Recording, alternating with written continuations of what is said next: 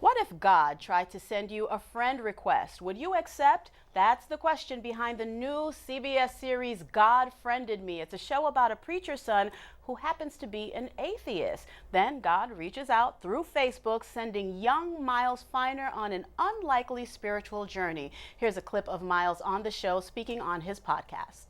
It sounds like whoever's behind this God account is giving you that chance and you've embraced it.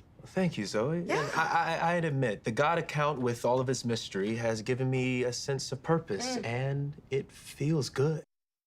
And joining us now is Miles in real life, the actor Brandon Michael Hall. Brandon, thank you so much for being with me. Thank you for We've having been me. having such a great conversation. Oh, yeah. I'm just like, but we have to get serious Yes. now. The cameras are rolling. Yes. You know what? There have been so many shows that explore God and it explores faith. But what was it about the script when you received it that said, you know what, God friended me? This is different. Well, when I looked at the title, I was like, well, yes, this is very different. But when I opened it up and I read from cover to cover, I realized that it wasn't about religion. It was about spirituality and about communication and having a connection with your fellow person, you know. So for me to be able to come from one show and to go into this and it's a positive outlook, it was the perfect venue for me. And there's a personal connection there that Absolutely. you've talked about. Can you tell us a little bit about it? Yeah, well, my mom, as she's told me, and I respect what you said, Mom, she is a minister. She has been ministering. She's not pastoring anymore. So, but she has started her own church, and she's been out doing that ever since I could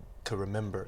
We grew up in the church just like Miles did, and in the same vein in which Miles has started to explore and question and gain a closer relationship with his faith, I've been able to do the same thing with mine. Now you have a mom that's a minister who's Yes, now praying. pastoring, evangelizing. Yes. How difficult was you to play someone who's just an adamant atheist? Yeah, at first it was difficult. It was very difficult because to me the idea that God doesn't exist is very far and foreign to me.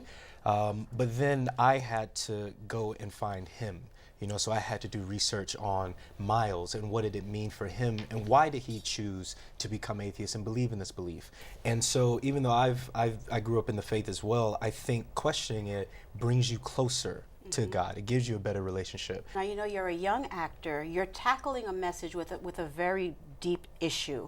Is faith a big topic among millennials? Yes. Let me ask you this. Should it be? Should it be bigger? I was about to say under millennials, you're a millennial, so it's not that far away. I love him. But it's a conversation, and yes, I mean, what do they say? It's like 3 things you shouldn't talk about at the dinner table. But religion should be something we talk about at the dinner table. That it is something we should discuss. It gives us a broader understanding of who other people are, and that is the core center of religion, of spirituality, is connection of people and communicating.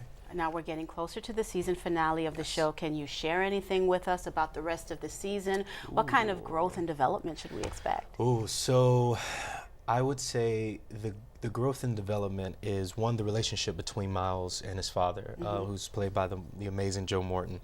That relationship grows and grows and grows on both ends.